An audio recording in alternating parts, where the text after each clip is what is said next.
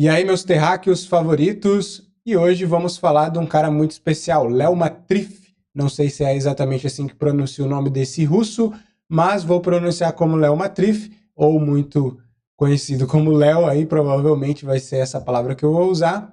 E ele é o pioneiro da teoria do treinamento desportivo. Então, quero trazer para vocês uma série um pouco diferente, falando de grandes treinadores e trazendo a ideia de como esse treinador trabalha, e um dos grandes responsáveis por tudo que existe é o Léo Matrif, que é o pai aí da teoria do treinamento desportivo, de muitas das coisas que a gente faz, da teoria e também da forma prática que a gente treina, e não só corrida, mas também alguns outros esportes, como a hipertrofia, se baseia muito na ideia de Léo Matrif, que é um cara esplêndido, e você vai perceber que é coisa recente e antes disso tudo era empírico, tudo era feito pela ideia do sujeito e muito pelo feeling mesmo, tá? E talvez seja uma das melhores formas de treinar. Então, uma visão abrangente sobre as suas contribuições e a teoria da periodização. Vou dar uma pincelada sobre a teoria da periodização de Léo Matrif. Então, vou começar fazendo uma breve introdução sobre o Léo. É um dos nomes mais respeitados aí no mundo de treinamento esportivo,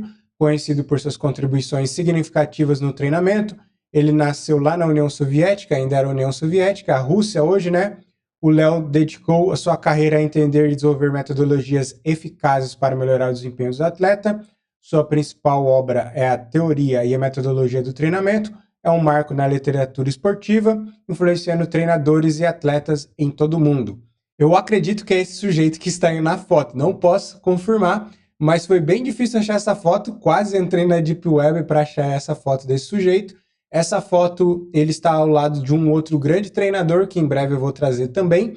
Então é um recorte, e aí está o Léo Matrif, que provavelmente é esse cara aí. Muito provavelmente esse é o sujeito. Não tem foto dele, a única foto que eu consegui achar foi essa. Vou começar dando uma leve pincelada sobre a sua formação e quando isso começou, para você ter ideia que, para mim, eu sempre digo que é algo recente, porque tem algumas outras teorias, algumas outras filosofias que são muito mais antigas na humanidade. E o Léo Matrif nasceu lá em 1924, na então União Soviética. Desde cedo demonstrou um grande interesse pelo esporte e pelo movimento humano, o que levou a estudar educação física e fisiologia do exercício. Ele se formou na Universidade Estatal de Moscou, onde começou a desenvolver suas ideias sobre a periodização do treinamento.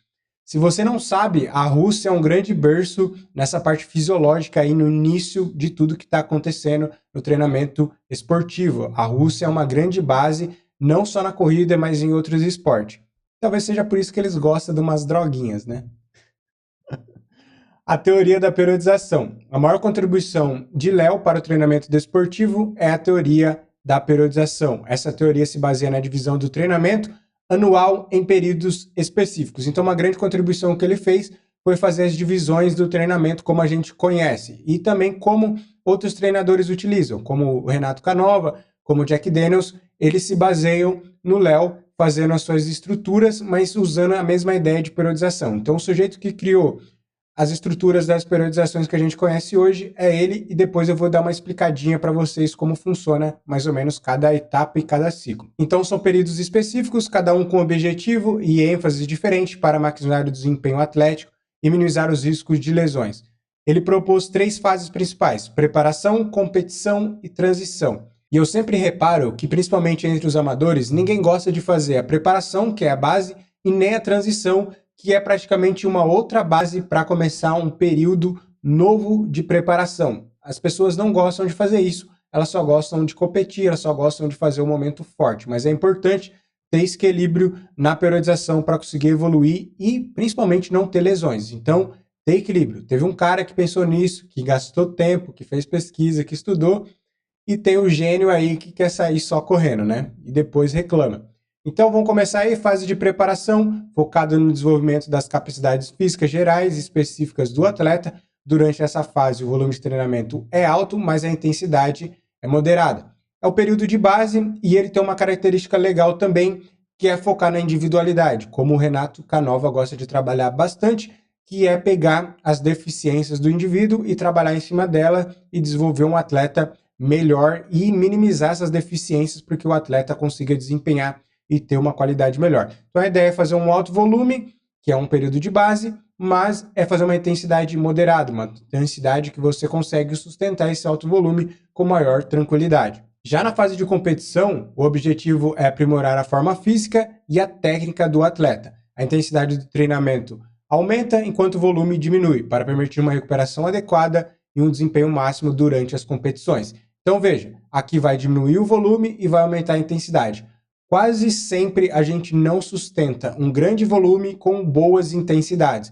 E muitas vezes as pessoas querem fazer grandes volumes e pecam em manter um treino de qualidade legal. Por quê? Ela está fazendo volume, mas ela não tem condição de fazer o treino de qualidade, com intensidade devida. Então ela acaba fazendo treinos ruins em ambos aspectos. Ela está sustentando um volume alto, só que os treinos estão perdendo o sentido e não faz nenhum sentido ter um volume alto se você não tem qualidade no treinamento. É perca de tempo. É isso mesmo, perder seu tempo. Já na fase de transição, também conhecida como período ativo, a gente vai fazer com que o atleta ele se recupere fisicamente, mentalmente e principalmente após uma temporada de competição. É o que acontece lá fora. Em um atleta profissional, ele pega esse período para descansar, para curtir a vida, ele ainda está treinando, mas sem nenhuma preocupação, sem nenhum objetivo, só para manter minimamente seu condicionamento físico e se preparar para o próximo ciclo de treinamento que vai começar em breve. Se concentra que agora a gente vai falar sobre ciclos de treinamento, e os ciclos de treinamento são divididos em macrociclos, mesociclos e microciclos. Cada ciclo tem uma duração e objetivo específico, ajudando a organizar o treinamento de uma maneira eficiente. Então são ciclos diferentes que têm objetivos diferentes. Vou repetir novamente: macrociclos, mesociclos e microciclos. Eu vou até abrir a tela para falar, para você prestar bastante atenção. Então, quando o seu treinador normalmente planeja o seu treinamento, e se ele é alguém que está preocupado com a sua evolução, ele vai pensar de uma forma macro, durante todo o ano aí, provavelmente, ou menor, mas ele vai pensar de uma forma abrangente. Então, está acontecendo diversas coisas no seu período de treinamento, e é por isso que você, atleta bonitinho aí, não pode mudar o treinamento, não pode fazer mais intervalado, não pode fazer mais tiro, não pode correr mais forte, não pode fazer coisas da sua cabeça quando você está seguindo uma periodização de um treinador. Por quê? Ele pensou em todos esses ciclos e se você muda uma coisa sem perguntar para ele, sem pensar na consequência do resultado, às vezes você acha que está adiantando, que está acelerando o processo. Não, você está bagunçando toda a estrutura, o cara está tentando reger a orquestra, tentando reger toda essa bagunça que é o treinamento e você está totalmente saindo fora do ritmo aí com o seu instrumento, que é seu corpo, dificultando toda a coisa. Então essa é mais ou menos a ideia. Está regendo um grande coral, uma grande orquestra e o sujeito está lá realmente tocando terror e aí fica difícil para o treinador fazer o treinamento e seguir cada ciclo. Então é importante você ter um diálogo profundo com o seu treinador e não fazer as coisas do nada. Se você está sentindo que o treino está fácil, vai lá e conversa com o seu treinador, ou se está difícil demais, você também tem que conversar com ele. Então vamos lá.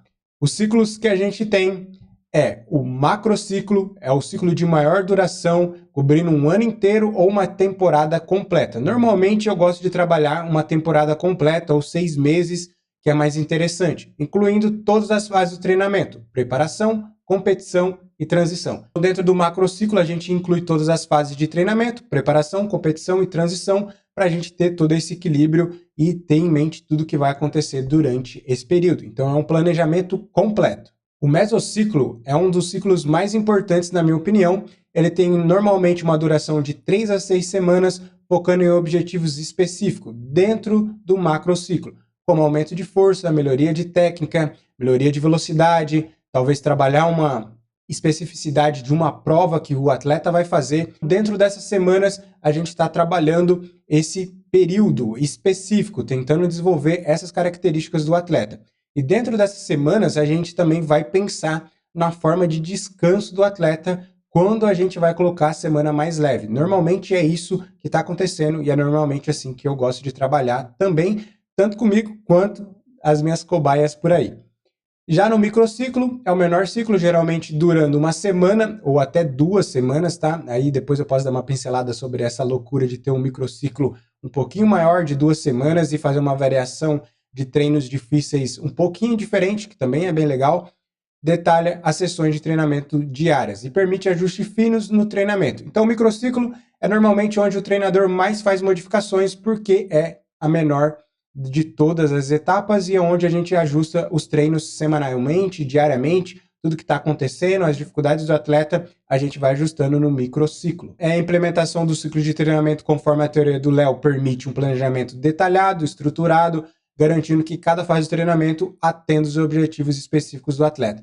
Então, você ter uma preparação que foi pensada, que foi totalmente desenvolvida, ajuda muito você a se desenvolver, porque você sabe o que você está fazendo, o que você precisa fazer, o que aquele ciclo corresponde, o que aquela fase corresponde, o que você está tentando desenvolver. E não fazer coisas aleatórias, coisas da sua cabeça ou pela sua vontade. Então é mais fácil seguir uma rotina e ter uma disciplina no treinamento também. E é prático, é bem simples quando você entra nesse método, continuar trabalhando, continuar desenvolvendo esse método durante o seu treinamento. As estruturas de ciclo de treinamento detalhadas por Léo Matriff na sua teoria de periodização é uma das chaves para o sucesso no treinamento esportivo. Compreender e aplicar corretamente os macrociclos, mesociclos e microciclos permite que treinadores e atletas planejem e ajustem seus programas de treinamento de maneira eficiente, maximizando o desempenho, minimizando o risco de lesões. A influência de Léo na ciência do treinamento continua a ser profunda,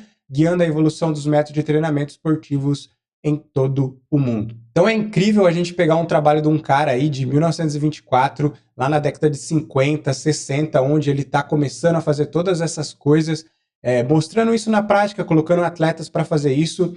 E como eu mencionei, ele influencia não só a corrida, não só o esporte de resistência, mas diversos outros esportes, como a hipertrofia. O pessoal de hipertrofia usa muito esse método aqui também, uma pessoa avançada usa esses ciclos também no treinamento. Dá para fazer praticamente qualquer treinamento esportivo usando esse método. E também Jack Daniels utiliza praticamente a mesma ideia, pode ser com outras palavras, com outras visões e ajustes pontuais, mas trabalhando da mesma forma. O Renato Canova também trabalha dessa maneira. E eu já mencionei sobre essas fases de treinamento, e normalmente é assim que a grande maioria dos treinadores fazem no Brasil e no mundo. Por quê? É uma forma prática de a gente fazer toda a estrutura anual, semestral e também semana e pensar nesses ciclos de uma forma que vai atender e vai ajudar o atleta a evoluir. Então, você já está aprendendo e sabendo que você não pode bagunçar essas coisas.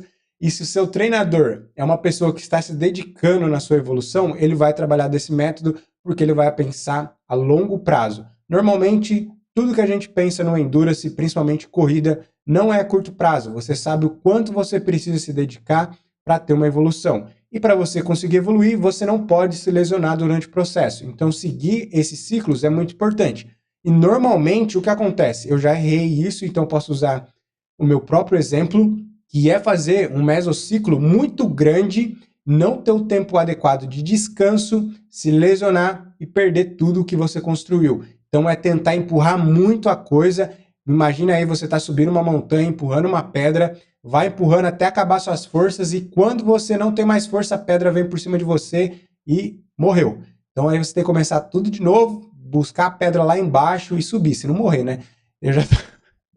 Ou analogia de maluco. Mas é isso. Então você está empurrando a pedra, vai acabar suas forças, vai ter que soltar a pedra, não vamos morrer. Vamos soltar a pedra, vai ter que buscar a pedra lá na base da montanha de novo e vai ter que empurrar toda essa carga novamente, começar do zero praticamente. Então você precisa ter o momento certo de descansar, costa a pedra aí, coloca ela numa estaca, deixa ela segura por um tempo, descansou, aí você volta a empurrar a pedra de novo para cima. Então você tem que saber trabalhar de uma forma correta. E essa ideia desse treinador, que pode parecer uma coisa besta, boba, hoje em dia, é isso que fez a grande diferença lá na década de 60. E aí, depois, na década de 70, a gente começa a ter essas periodizações invadindo o mundo. E aguarde os próximos vídeos, os próximos treinadores. Se você gostou desse vídeo, deixa o feedback aí para mim saber. Que aí eu me preparo, vou tentar fazer isso semanalmente. E vamos ver e vamos aprendendo mais sobre os métodos de treinamento e sobre os treinadores que fazem tudo que a gente conhece e esse universo que a gente ama acontecer. Beleza? Um abraço e fui!